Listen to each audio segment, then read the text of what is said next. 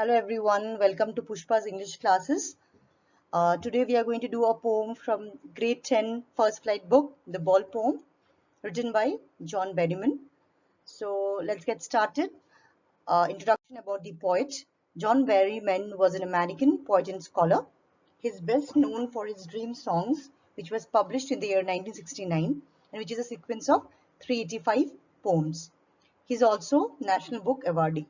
Okay, I think this much introduction would suffice. So let's go to the introduction of the poem. So I feel the ball poem, the very title of the poem tells us that poem should be something about a ball. If not much in depth, we can make a guess that if the poem's title is the ball poem, it has to do something with the ball, right? So the poet John Berryman, through his poem, The Ball Poem, has described the reality of life which everyone has to face one day. So through this poem, the poet has tried to present before us a reality of life which everybody has to face one day. He has touched the topic of how to stand up, okay, against the miseries and sorrows of life. So by telling us about a ball, might be, which we'll come to know when I start explaining the poem. So basically he's trying to tell the readers how to stand up against the miseries and sorrows of life. Okay, so I feel a poem may be a short one, but it has a lot of things to give us. The poem is rich in connotation and it gives us a very vibrant message for everybody. Okay, so we'll start with the poem. The Ball Poem, written by John Berryman. What is the boy now who has lost his ball? What is he to do? I saw it go, merrily bouncing down the street and then merrily over. There it is in the water. So I would first explain the first four lines of the poem. So as we know, what is the boy now who has lost his ball? So what is the boy now? There's a boy who has lost his ball. So what would that boy do? I here stands for the poet. So we can assume that, okay, if we have to say, we can assume that there is a boy here, okay, and there is I here, okay. So we can say that boy was standing there and the poet was also standing there. He was observing that little boy, okay, who has lost his ball. So the poet says, what is the boy now who has lost his ball? What is he to do? I saw it go. The poet has seen the ball, okay, and he also says that the boy has lost the ball and I've seen that ball merrily bouncing down the street and then merrily over. There it is in the water. So the poet is saying that I saw the ball going merrily bouncing. Generally when we say merrily bouncing, merry is to be happy. So here the poet has said that the ball was happily bouncing. So we can say that this one merrily could be here a personification, because what is personification? A personification is a poetic device in which human beings' qualities are given to a non-human entity. That could be an object. So in our case, the ball is an object and we are giving a human quality to the ball, that is being happy. Human beings can be happy, they can be sad at the same time, right? So here the ball is happy, the ball is happily bouncing down the street and from the street it is in the water. So when the ball was lost by the boy, the poet was standing there and poet was observing how the boy, was feeling at that particular moment. So the ball went merrily down the street and then into the water. Okay. So no use to say, oh, there are other balls. So this, I feel this line is very interesting when the poet says, no use to say, oh, there are other balls. To give an example, suppose I'm playing with the ball suddenly falls into the water. So if somebody comes and says, oh, why you have to be sad about that ball? There are so many other balls. So in this case, if you have to relate this to this poem, so do you feel there is a need to say there are other balls? There might be many other balls, right? But what about the ball which the boy has lost? Will money get back the same ball, right? It is something for us to ponder. So since the boy has lost the ball, that is the reason an ultimate shaking grief fixes the boy. The boy is fixed, okay? The boy is shivering, okay? So that is the reason he is standing rigid. Trembling means shivering, and he's staring down. He is looking down all his young days into the harbor where his ball went.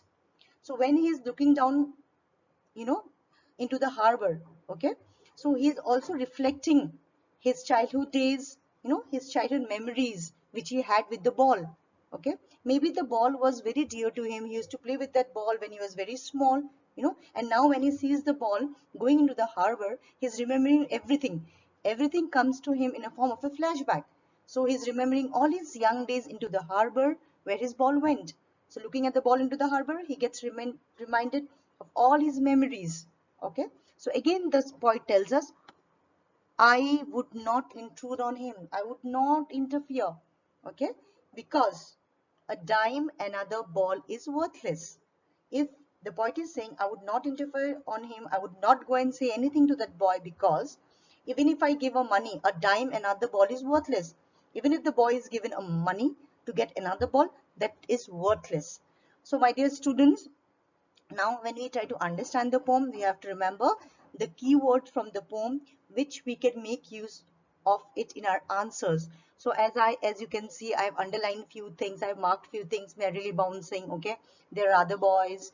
You can also look for words like ultimate shaking. Okay, grief fixes the boy. He stands there rigid, trembling. Okay, staring down. So these are the words you can also make use of in your answers, and you can always underline these keywords in your exams. Okay, so that gives the feel to the teacher that you have read the text thoroughly and you are well equipped with the textual language as well. Okay, so we go to the next slide. So now, why another ball or a dime is worthless? We find the answer to this in the next line of the poem, where it says, he senses his first responsibility in a world of possessions. Okay, so now since he has lost the ball, that loss of ball will help the boy to sense his first responsibility in a world of possessions. Okay, so in this materialistic world, we may possess so many things. Okay, we possess so many things, we lose so many things, maybe it a material thing or someone near and dear ones. Okay, people will take balls will be lost always. Okay, so here this is something for us to understand this line. Okay, this line is very important. People will take balls will be lost always, little boy. So if you just not take this ball as a literal ball, this ball might represent many other things as well. This ball could be symbolism for other things that we might lose in our life. It is not that whatever we have, we retain those things with us forever. We tend to lose so many things with the passage of time. So people will take balls, many things will come to us, many things people will take away from us, right? So many things we'll keep on losing, right? Little boy, and no one buys a ball back. Money is external. So this you might get a question, why in the poem, the poet says money is external. So money is external, money is superficial because it cannot buy back you the same thing, right? It can replace the ball with some other ball, but the money, okay, money cannot get the boy the same ball which has gone into the water. That is for us to understand. Okay, so that is what, with this loss, the boy is becoming responsible.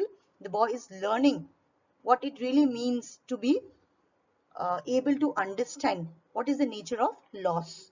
Okay, the boy, everybody has to learn this, and the boy is also learning this. He is learning well behind his desperate eyes. So you can say desperate eyes because he has no hope of getting back the ball. Okay, so this loss helps him to understand the epistemology of loss.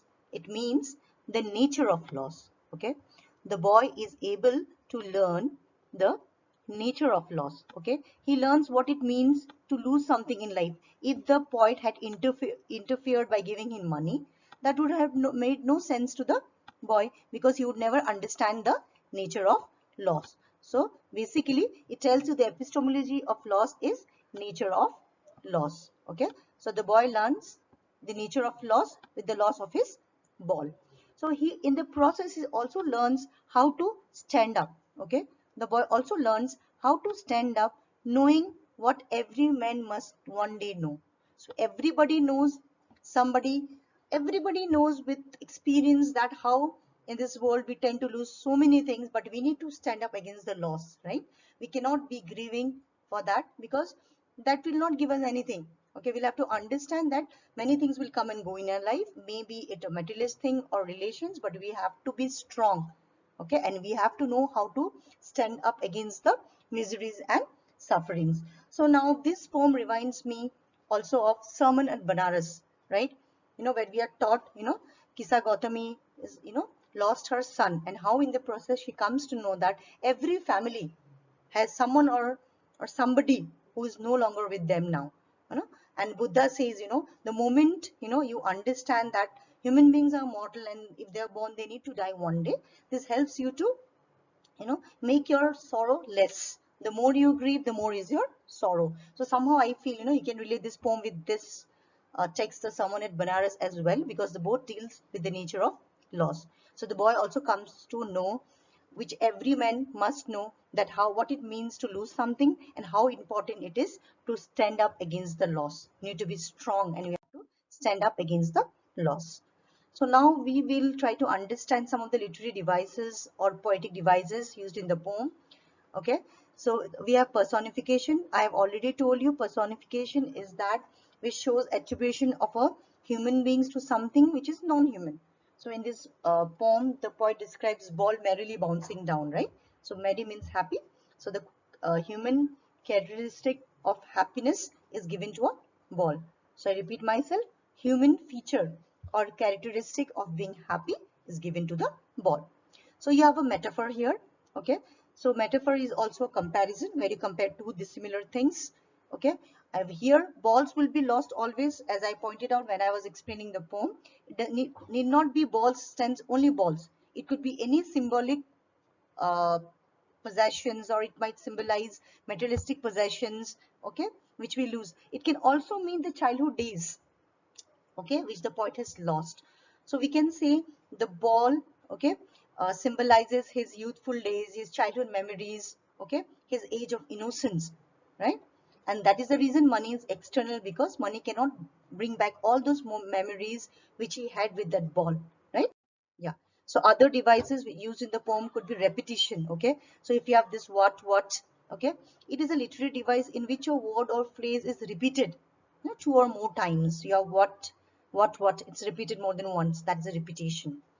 Now, alliteration is the occurrence of the same letter or sound, okay, at the beginning, or closely connected words. If you have repetition of the same letter or same sound at the beginning or adjacent words, then that's alliteration. Suppose what is he to do? So what is alliteration here?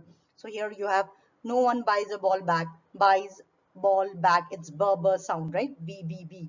Okay, so symbolism, it is a use of symbols to represent ideas or qualities, right? Symbols are used to represent ideas or qualities. In this poem, ball and other balls represent childhood and possessions, right? So when the poet tells us that the boy will lose other balls, right? So when he looks at the ball with his desperate eyes, because he had all his memories, with that ball. So this ball or other balls which is mentioned in the poem could represent so many other things, symbolizes childhood and his possessions as well. So I hope you like this video. If you have liked my video, please do like, share and subscribe to my channel. Okay, you can press on the bell icon as well so that you get a notification the moment I post another video. I'll try to post as many videos as I can from the book First Flight. Okay, thank you for watching my video. Thank you so much.